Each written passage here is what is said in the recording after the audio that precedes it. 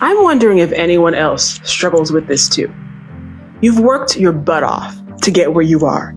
You got the degree, you've got the experience, you've got the track record of success. People respect your expertise and they come to you for advice. From the outside, you're absolutely crushing it. But inside, there's this voice that whispers, they're going to figure out you don't really know what you're doing. And it whispers this every single time you step into a leadership role, anytime you step into a higher or better position for yourself, and you feel that every achievement feels like you somehow fooled people, fooled people into thinking you're competent. You think, well, I got lucky this time, but what happens when they wake up and finally realize that I'm just winging it? What if I can't deliver on the expectations? Does that sound familiar?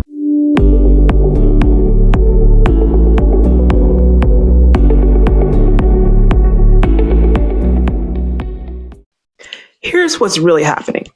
Anxiety is kind of like the puppet master behind imposter syndrome, and it's keeping you stuck in 3 devastating ways. First, anxiety hijacks your nervous system. When you're in that anxious state, your brain literally cannot access your confidence or your competence.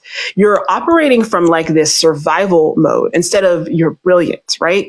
And it's not really any big surprise you feel like a fraud because anxiety has often disconnected us from our actual abilities.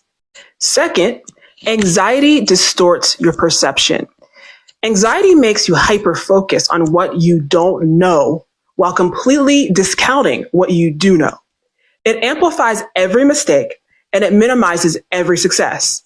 It absolutely focuses in on a negativity bias that is inherently put into us as humans as a survival mechanism eons and eons ago.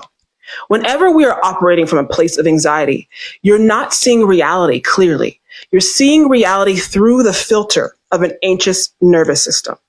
Third, anxiety creates a vicious cycle. The more you doubt yourself, the more anxious you become.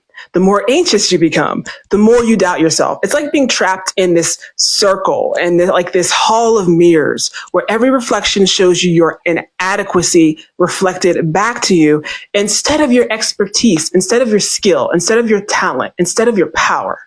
And for those of us over 40, this hits in an even more impactful way because we're in what should be our peak confidence years.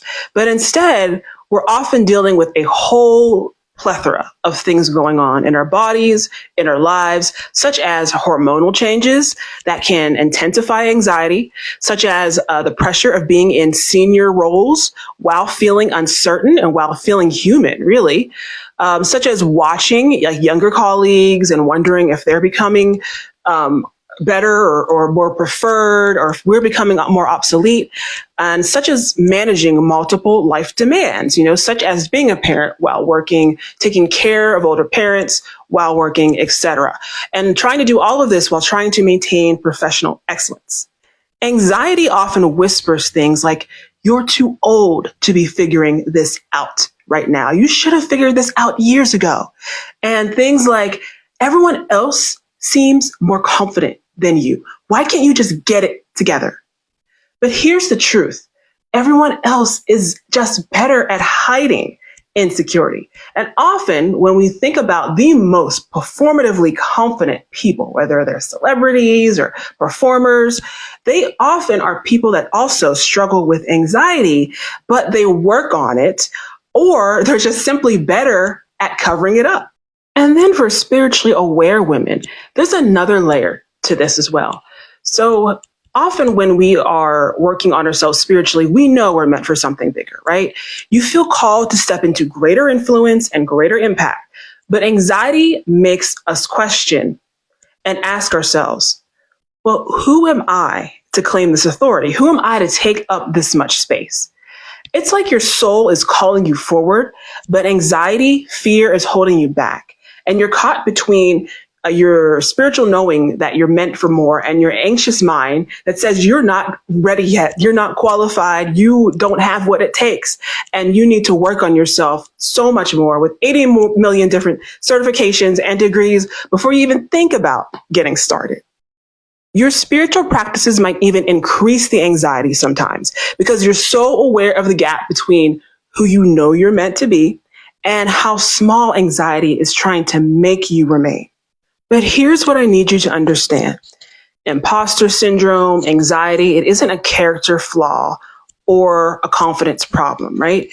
It's simply about living in relationship with your body, with your mind, and in learning to use these things in a more powerful way. Anxiety lies. Anxiety is past focus.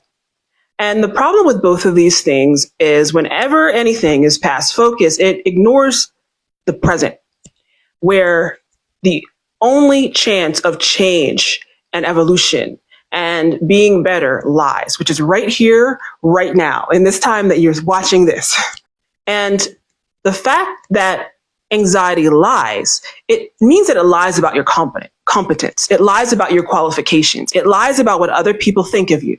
It lies about your value, and it lies about your worth.